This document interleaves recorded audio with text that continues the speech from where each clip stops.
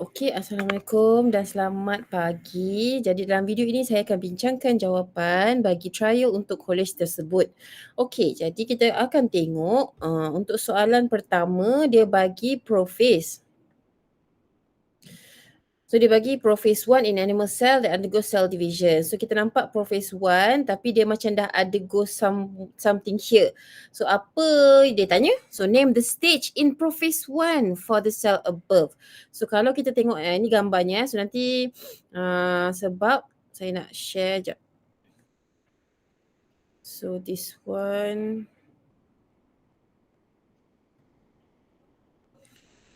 Okay, so kalau kita tengok sini, name the stage. Name the stage yang berlaku dalam prophase 1 adalah Pakitin. So Pakitin ni next soalan dia tanya describe the process that occur in A. So kalau awak dah salah di atas ni, saya takut dia adalah dependent. Jadi dua-dua markah awak tak dapat. So kena take note lah tau, okay. So apa yang berlaku kat dalam tu adalah DNA exchange ataupun crossing over between non-sister chromatid. So daripada gambar tadi pun awak dah boleh nampakkan dia ada berlakunya crossing over. Okay, so crossing over antara dua non-sister chromatid. Okay, so give two characteristics of C identical in length. So maksudnya C homologous chromosome. So dia mesti identical in length. Position of centromere dia kena sama. So process identical genes for the same character at corresponding loci. Maksudnya kan satu contoh macam ini. So yang C tu merujuk kepada homologous chromosome. Okay, kalau kita tengok pada soalan, yang C tu dia buat macam ni. So saya lukis kat sini sebab dia dalam soalan yang lagi satu. So tak nak tukar-tukar. So dia labelkan yang C tu adalah bawah ini. Jadi dia bermaksud ataupun menyuruh awak beza ciri-ciri yang C ni lah, okay, antara homologous chromosome. Jadi centromere dia kena sama aras, dia punya length kena sama panjang dan genes pada setiap loci tu mesti sama. Okay, yang ini possess identical genes at the corresponding loci, same corresponding loci. Okay, so what is the stage of the cell cycle shown by X? So kalau awak tengok dalam soalan awak tu, yang X itu adalah sekejap. Oh, graph tu Okay, so graph tu yang dekat sekejap saya tunjuk. So yang ni macam kena tunjuk jugalah So just for you to ni mana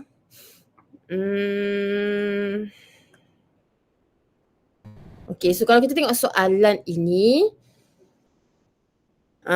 dia bagi DNA per cell during two successive cell division. Okay, so kita nampak ada berlakunya cell division, tapi cell division dia macam parent dia, okay, dia akan naik S phase, menggandakan amount of DNA tu akan mengganda dalam S phase. Okay, so yang ni semua ni adalah during the M phase, G2, M phase dan telophase cytokinesis lah jatuh balik sama dengan yang parent. The amount of DNA of the daughter cell is the same as the parent. And sekali lagi the cell division occur and jatuh balik the same amount of DNA as the parent juga sama. Okay, so in this based on this diagram you can see that it is cell mitosis lah. Okay, so name the stage of the cell cycle shown by X. So kalau kita tengok dia punya cell cycle tu, of course we know it's shown by X. Sekejap mana label? Oh, situ. So dekat sini lah. Termasuk dekat S phase kan. So sini adalah G1. So yang itu adalah interphase. So awak tak boleh nak jawab S phase saja sebab S phase tu memanglah dekat sini tapi hanya di sini. So sini adalah G2. So G1 sorry. So hujung ni adalah G2 dah. So maksudnya dia termasuk sekali semua. So itu adalah interphase. Okay. So apart from an increase in the amount of DNA, give one process which occurs during stage X which enables nuclear division to occur. So ATP production. Okay, so selain daripada mengincreasekan amount of DNA, satu proses lagi yang occur pada X tu adalah penghasilan ATP tenaga, synthesis of organelles. Awak boleh jawab yang itu. Synthesis of organelle. Synthesis of organelles. Okay. Apa lagi? Duplication of centrioles, synthesis of proteins, carbohydrates and lipids. Macam tu. Okay, so that is the antara the answers lah. So how many units of DNA would you expect to be present in a gamete form in this animal as a result of meiosis? So dalam gambar yang diberi itu adalah mitosis. Tapi jadi awak tak boleh nak ambil direct daripada gambar tersebut lah. So keyword dia dalam soalan ni dia kata in a gamete. Jadi daripada gambar ini dia divide sekali kan. Kalau meiosis dia sekali je dia turun. Kalau meiosis dia akan jadi separuh lagi. So akan jadi separuh lagi dah sepatutnya. So kalau untuk individu yang asal, dia punya amount of DNA dia adalah 2.24. 2.4 amount of DNA. Jadi soalan yang ini dia tanya, how many units of DNA, amount of DNA lah dalam gamete. Jadi mestilah 1.2 sebab separuh daripada individu punya amount of DNA tu. So konon contoh macam ni lah, do n equals to 2.4. So kiranya yang n after meiosis lengkap jadi 1.2 lah. Okay, so yang ini 1.2. Okay, sebab keyword dia gamete tau gamete. Right. So untuk soalan seterusnya, in Snapdragon exhibit incomplete dominant. Okay, the allele for red colour ni, okay, sini adalah dominant over the white colour. So however, heterozygous exhibit pink flower. So incomplete lah. So what is incomplete dominance? So soalan dia yang itu, kejap saya tunjuk yang inilah terus. Boleh share dia punya gambar tu teruslah. Kejap. Okay, so yang ini. So what is incomplete dominance? So dia adalah one allele is not fully fully dominant ataupun partially expressed over its partner. In heterozygous condition, the total product is intermediate between dominant and recessive. Ni saya rasa mungkin ramai akan jawab yang poin pertama saja. So yang poin kedua ni sebab dia 2 markah, awak kena cerita juga yang dalam keadaan heterozygous yang mana yang akan express dia punya phenotype. Okay, ataupun kalau dia incomplete, dua-dua lah akan expresskannya intermediate. Intermediate between dominant and recessive alleles. Okay, so next, if a farmer cross a true breeding red flower with a true breeding white flower, draw the genetic diagram. Okay, offspring. Jadi parental phenotype-nya ini, okay, ingat dalam exam buat yang dia punya phenotype-nya. Okay, biar lengkap, biar penuh. Okay, so parental phenotype, this one. Kahwin dengan true breeding white flower. Parental genotype pula adalah ini. Kahwin dengan yang ini. Okay. Kita keluarkan gametnya. Dapatlah CR. Okay. Jangan lupa bulatkan. CW jangan lupa bulatkan. Dan kita fertilizekan sahaja untuk dapatkan F1 genotype. So inilah dia F1 genotype yang mempunyai F1 phenotype-nya pink. So apa yang dia akan ambil kira adalah parental genotype dia kena betul. Gamete dia yang awak keluarkan tu kena betul. Dan F1 yang terhasil tu kena betul. Okay, so itu untuk soalan 2A2. 2A3 pula, if the farmer self-pollinate the F1 offspring. So ini akan di self-pollinate lah. What will be the phenotypic and genotypic ratios of the F2 offsprings? So awak kena kahwinkan dengan ini juga. So dalam kertas soalan tu nanti awak jot sketch lah kat tepi tu. Apa kalau masih tak hafal, sketchkan je kat tepi tu apa yang akan dapat. Okay.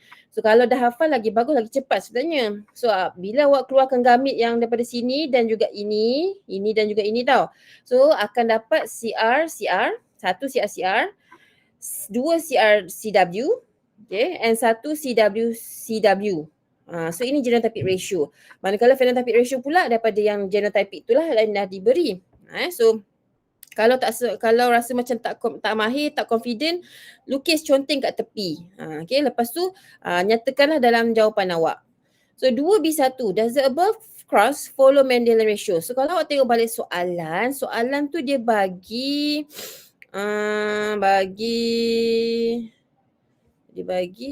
dalam table ada phenotype dengan number of progeny. So red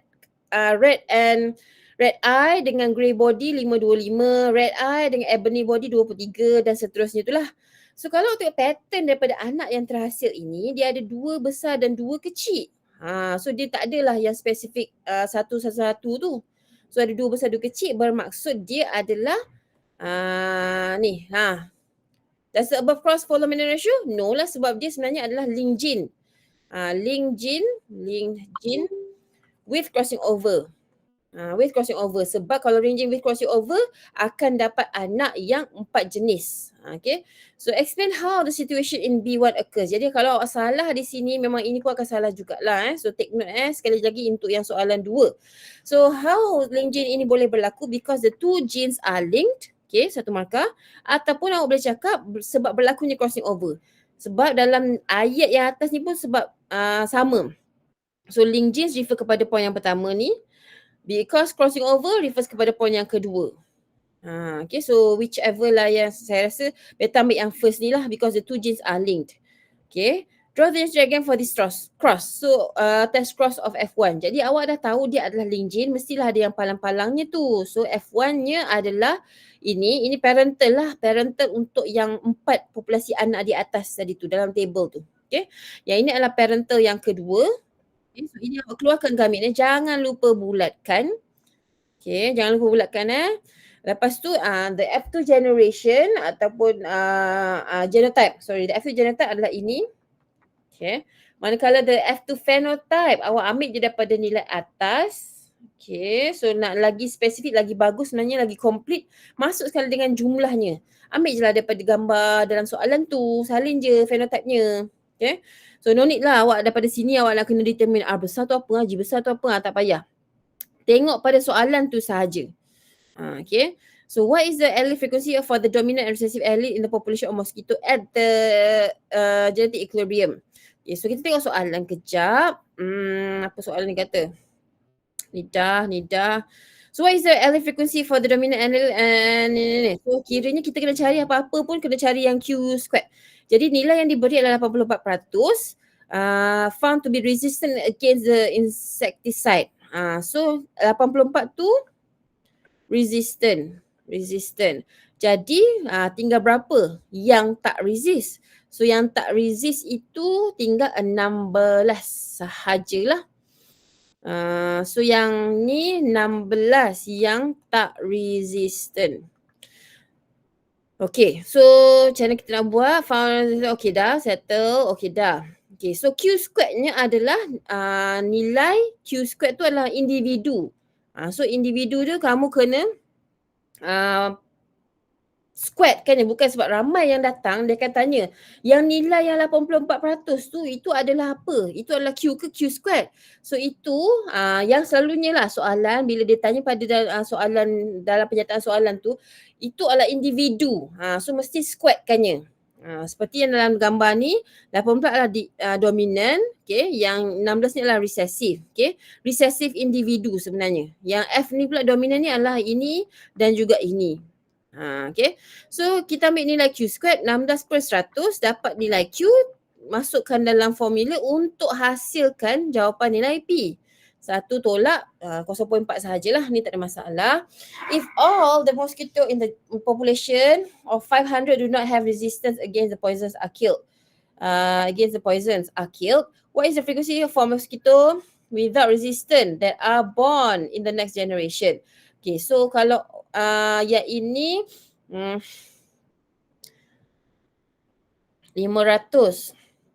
Okay, sekejap. 500.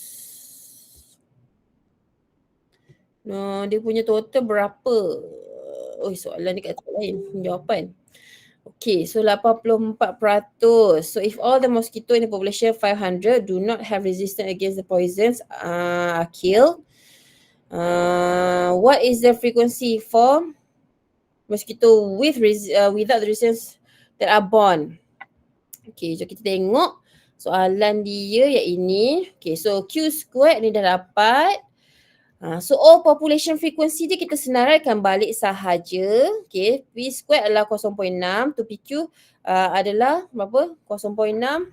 Sebab ramai mungkin yang dah jawab. So dalam skema ni dia tertinggal. So kita jawab 0.6 darab dengan 0.4. Darabkan dengan 2. 0.48. So Q squared adalah 0.4 squaredkan sahajalah sebab Q tu adalah 0.4. So Q squaredkan sahaja 0.4 tu lah. Okay, so itu adalah genotype frequency. So all population number pula yang dominant adalah 180 di mana sekejap. darab. Okey, so mana dapat 180 ini? So 0.6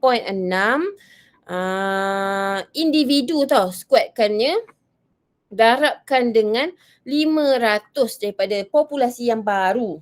Populasi yang baru. So awak akan dapat 180 lah. Yang kedua pula hetero 0.48 darabkan dengan 500. Okey, darabkan dengan 500 lah. Okey, so 0.6 darabkan dengan 0.4 darabkan dengan 2. 2 darab 0.6 darab 0.4. Okey, darabkan dengan so yang ini 2PQ lah, 2PQ. Lepas tu awak darabkan pula dengan 2. Dah darab dengan 2 kan. So jawapan ni 240. Yang F kecil pula awak dah kira nilai atas 0.4 darab dengan 0.4 darabkan dengan 500. 80. Macam tu. Okay, so all population inilah. So the new allele frequency for without resistance born in next 3 generation, yang Q punya adalah 240. Okay, tambahkan perkan dengan 840. Okay, so populasi baru. Okay, so kiranya awak nak guna formula apa? Sekejap. Yang without resistance adalah without resistance 16. Okay, so 16 per 100 kan. Tapi yang ini 240 ni merujuk kepada yang Q.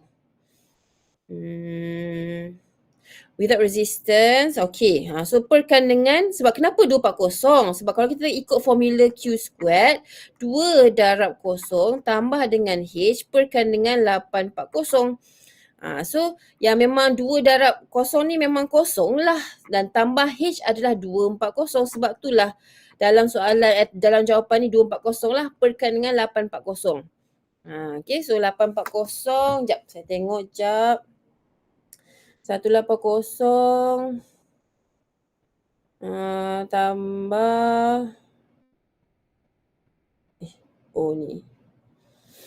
Okay, so sekejap. 180 tambah 240. Okay, so yang 840 ni betul lah, sebab ada certain tu dia typo. So 180 tambah dengan 240 darabkan dengan 2 lah. Jangan kamu tambahkan dengan 80 ni, sebab 80 ni dah mati.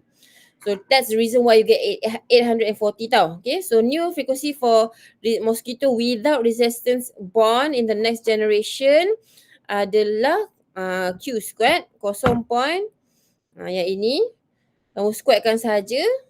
Okay, so dapat tak? Okay, so 0.286 darab 0.286. Yes. Okay, so awak dah dapat dah nilai Q squared. Daripada nilai formula ini dapat 0.286. So gantikan nilainya ke dalam this formula Q squared, dapatlah nilai yang jawapannya.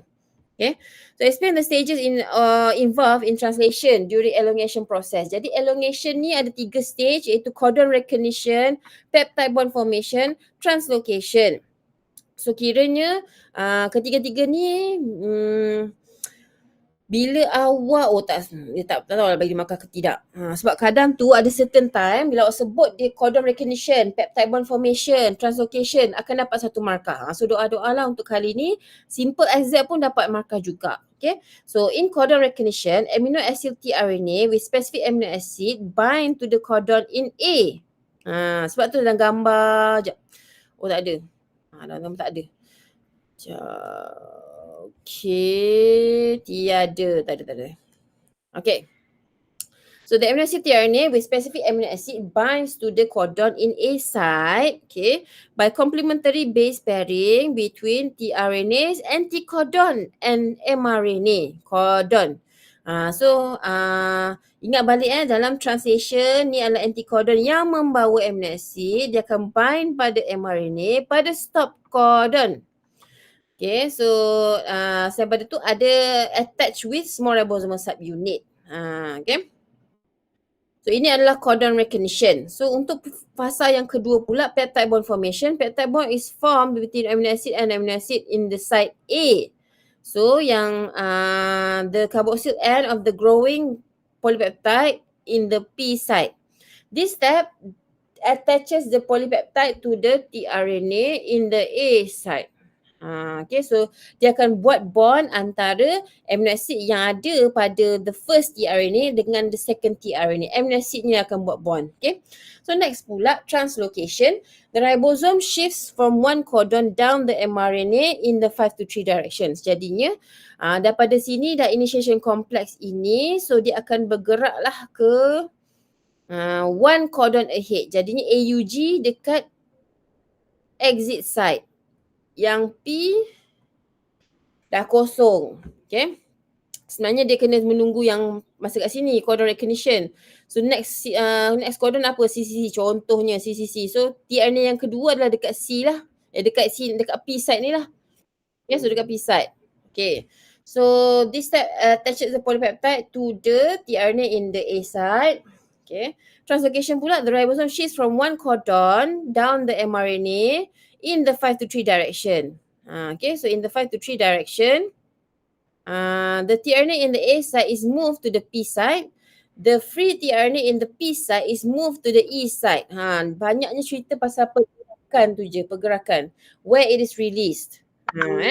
So no marks will be given if candidate only stated the names of the stage. Oh ni kalau metrik ini dia tak ambil kira markah untuk nama yang diberi ni so kena tekankan pada explanation. So define operon and describe the component of that operon. So operon is a cluster of bacteria genes along with an adjacent promoter that controls the transcription process and controls the protein synthesis and prokaryotic cells. Yang operator pula binding site for repressor and promoter binding site for RNA polymerase. Dan dia akan transcriptkan structural genes like Z, like Y dengan A. So setiap satu tu pun awak terangkanlah, like Z encodes for beta-galactosidase, like Y encodes for lactose permease. Nak lagi tepat, berserta juga dengan fungsi beta-galactosidase, fungsi lactose permease, fungsi transacetylase. Okay.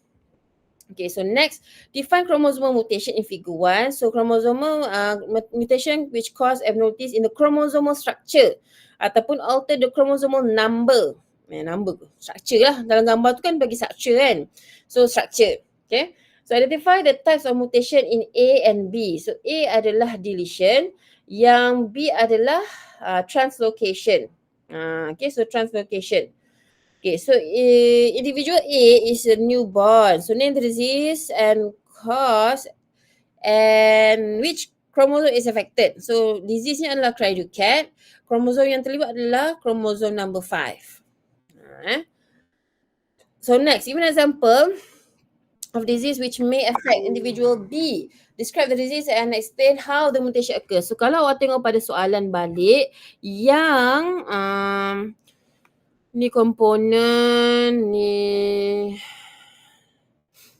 ni komponen. Sekejap. Mana soalan? Nombor 54. 54. Okay, dah nampak dah. So give an example of disease which may affect individual B. Okay. Describe the disease and explain how this mutation occurs. Okay. So chronic myelogenous leukemia, okay, a cancer disease which cause bone marrow to produce too many white blood cells. So overexpression of tyrosine kinase receptor akan menyebabkan translocation berlaku. Large ribosomal chromosome 22 is exchanged with small fragment of chromosome 9, producing mutant chromosome. Okay. So next question, state one characteristic of enzyme. So state one characteristic of enzyme. So kalau tengok dalam ni, dia bagi enzyme A, registration enzyme, yang registration B adalah ligase. So kita tengok gambar. Gambar saya tak ni tau. Sekejap mana tadi. Oh, yang B. Dia tak cakap pula. Oh, yang ni lah. A dengan B. Okay, so kalau kita tengok situ beza antaranya adalah weight loss. Loss of appetite. Yang tu. So excessive night sweats. Okay. So next soalan seterusnya. Sekejap. One characteristic of individual B. Yang tadi itulah. Okay. One characteristic of individual B, weight loss, tiredness, and excessive night sweats ataupun loss of appetite. Okay. Dah. Okay. Dah lah. So 6A. Okay, 6A. Name enzyme A. Enzyme A adalah registration enzyme ataupun endonuclease. So kepada siapa-siapa yang bertanya, boleh tak letak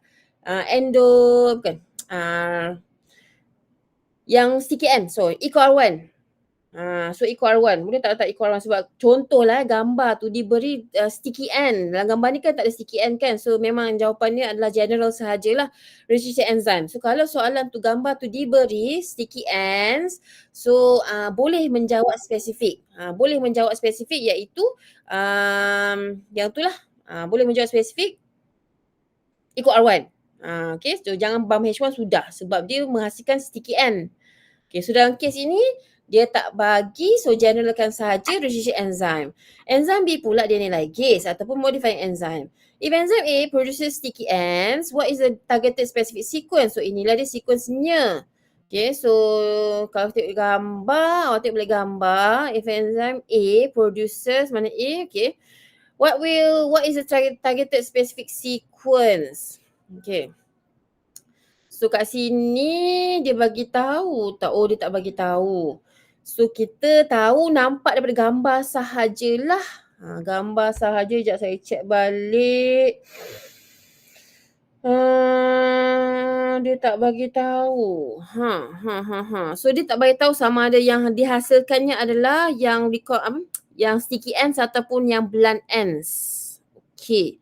So, jadi kalau dia tak bagi tahu dalam gambar dan soalan pun tak bagi tahu, so if enzyme yang ini dah jawab kan? If enzyme, okay dah. So, state the function of enzyme B.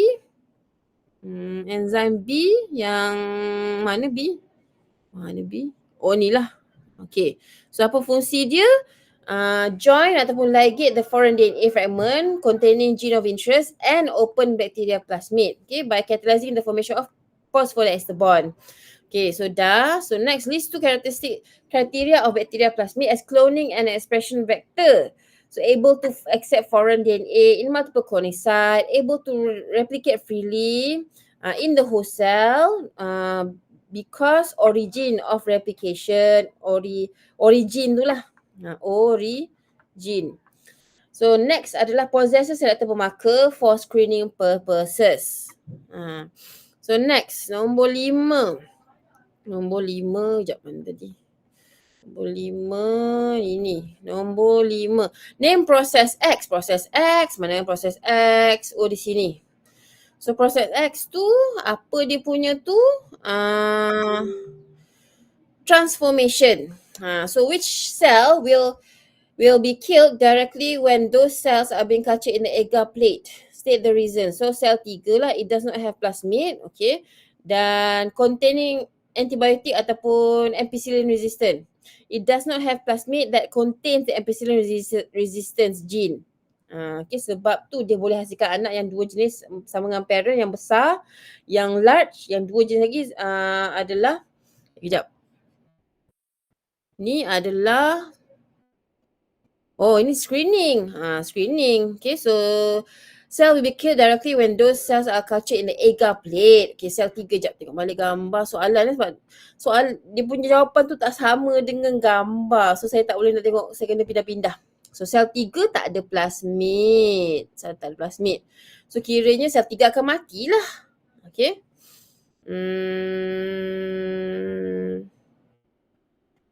Which cell will be killed directly? So sel 3 lah. Okay. State the reason because it doesn't have plasmid. It doesn't have the ampicillin resistant gene. Okay, MPR gene to survive ampicillin in agar plate. Tu jawapan dia. Okay. which cell will appear as white colony? White colony is cell 1. Sekejap, white colony kan saya tengok gambar. White colony. Oh, yang tu cell ligated. Yang ini adalah recombinant lah, dah cantum. Okay.